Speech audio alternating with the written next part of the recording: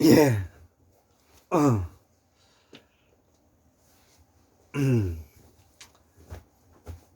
예, 제가 오늘 이제 요 강의를 하고 바깥에 나가서 좀 바람을 좀 쐴까 합니다.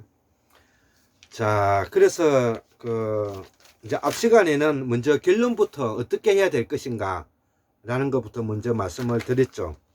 자, 오늘은 그러면 이런 약물 의존 증의 성에 어떠한 예들이 있고, 또 이러한 것들이 어떠한 뭐냐면은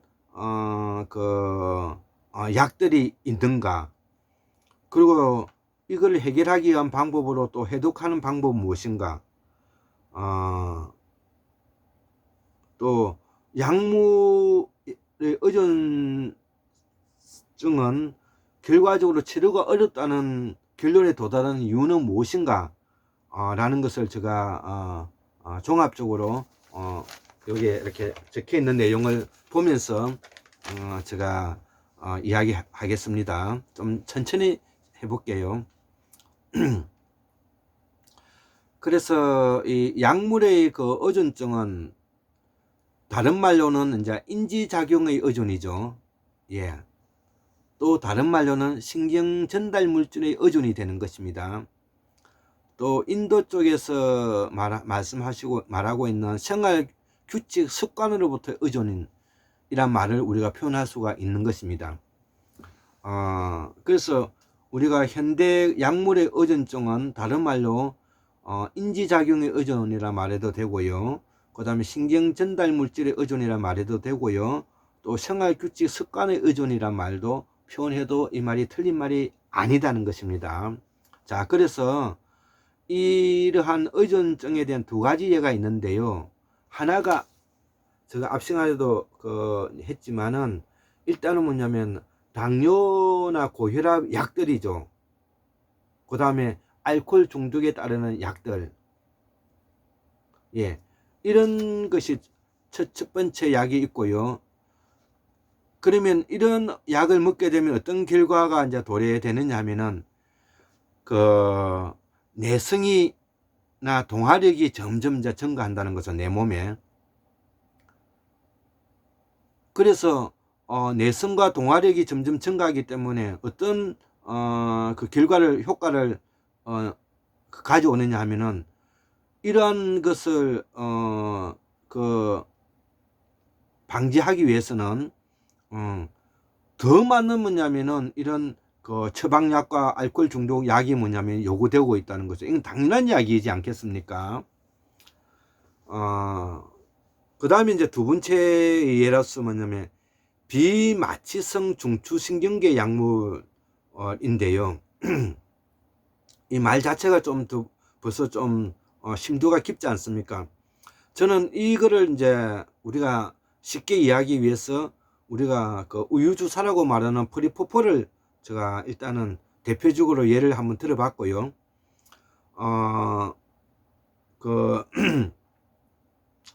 비마취성 중추신경계 약물은 여러 가지가 있었습니다. 셰코바르비탈, 펜토바르비탈, 아마바르비탈, 바르비투르산염, 콜로로다 이아제폭사이드, 다이아제팜, 메프로바메이터, 메타칼론, 예, 이런 아주 뭐냐면은 이름도 아주 뭐냐면은 어려운 이런 내용들이 그만큼 뭐냐면은 약물이 많다는 것입니다. 이런 이름이. 그래서 이거를 저는 두 가지로 이제 요약했는데요. 바로 뭐냐면 바르비투르산,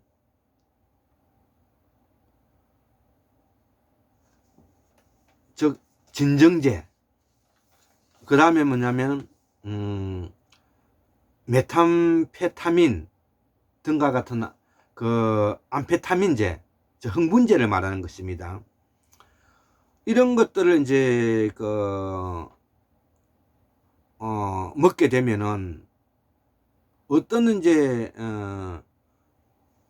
현상이 나타나느냐 하면은 약물을 계속 뭐냐면 섭취하고자 하는 욕구가 생기고요.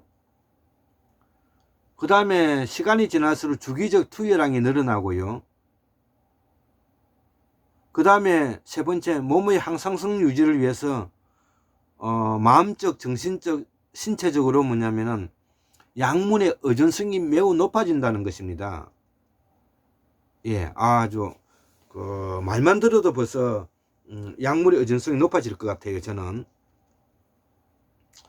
그래서 두 번째, 위 두 가지에 의존하면은 다른 유형의 정신 활성 약물 또 이제 사용이 되는데, 이 의존성이 이제 강해지면 다른 유형의 또 정신 활성 약물이 사용되는데, 이것이 뭐냐면은, 바르비트루산염, 이게 이제 진정제인데요. 그 다음에 암페타민, 이게 이제 흥분제인데, 이 두 가지를 번갈아 사용하게 된다는 거죠. 와, 그래서 진정제와 알코올을 함께 먹으면 교과가 배가 나기 때문에, 와, 이거 뭐냐면은 우리가 영화 같은 데서 보면 이런 거 뭐냐면은 알코올하고 섞어 가지고 먹으면 그 약물의 그 의존성이 높아 가지고 막 눈이 돌아가고 뭐 그 이상해지고 그런 거를 우리가 보지 않습니까? 아, 이거 아주 심각하네요. 자, 그래서 이러한 사람들에게 만약 이걸 중단하게 되면 이제 어떤 현상이 일어나느냐는 거죠. 이걸 중단하게 되면은 맥이 뭐냐면 거의 없는 것 같이 빈약해지고요. 혈압은 상승하고요. 발한과다, 그러니까 뭐냐면은 막 이 한기와 이런 것이 뭐냐면은 막 이렇게 과다하게 나타난다는 거죠. 그 다음에 이것도 편진망상이라는 거 아닙니까? 흙것이 보이고 뭐 이런 거 아닙니까? 그 다음에 환각 등의 음주가 음주 가슴망과 관련된 이런 증상이 나타난다는 거죠. 예, 술 먹고 뭐냐면은 해롱해롱 하는 이런 거겠죠.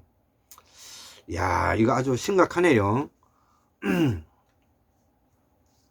그래서 이런 뭐냐면은 현상이 나타난다는 겁니다.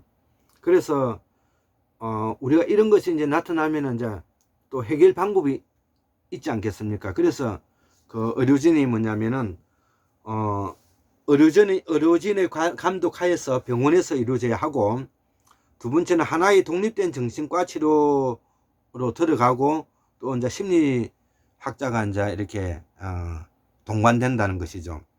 그 다음에 세 번째는 지원 그룹을 활용하는 경우에는 큰 도움이 된다는, 이것이 이제 아까 약물 의존증에 따르는 해결 방법으로서의 이제 방법을 제기해 놓은 것입니다. 그래서 네 번째 이제 결론을 보면은 약물 남용인 경우의 의학적으로 결코 완전히 치료할 수 없다고 알려져 있다는 거죠. 이거 핵심입니다. 여기 저거들이 말하고 있지 않습니까? 예. 제가 여기 분홍색으로 뭐냐면은 제가 줄을 끊었습니다. 결론은 약물 남용인 경우에 의학적으로 결코 완전히 치료할 수 없다고 알려져 있다는 겁니다. 이게 안 된다는 거죠. 지금 이거 현대의학으로 뭐냐면 약물 의존증에 나타나는 우리가 뭐냐면은 예와, 그 다음에 뭐냐면은 그 부분에 대한 효과와 그 다음에 해독 방법을 지금 설명하고 있고, 마지막에 결론을 이야기하고 있는 것입니다. 그래서 심하게 되면 이제 헤로인이라든지 몰핀이라든지 와 같은 이런 아펜제에 이제 평생을 의존하게 된다는 거죠. 폐인이 되는 것입니다. 폐인이. 그래서 약물 의존증을 뭐냐면은 에디션이라 해가지고 ADDICT-ION 이래 가지고 이게 뭐냐면 중독, 몰입, 빠집, 의존이 된다는 형태가 있고요. 그 다음 약물의 의존증 중에서 뭐냐면은 intoxication이라 해가지고 intoxication intoxication이라 가지고 인체에 유해한 손상이 오는 경우가 있다는 거죠. 인체에 유해한 뭐냐면 손상까지 주는 형태를 intoxication이라고 한다, 이런 뜻이에요. 이거 아주 심각하네요. 자, 그러면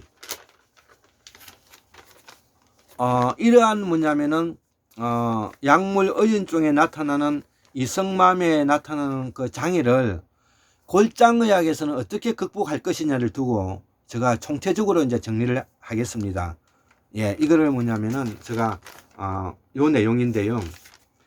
그러면 골장의학에서는 이 문제를 어떻게 접근하는지를 한번 유심히 한번 보시기 바랍니다.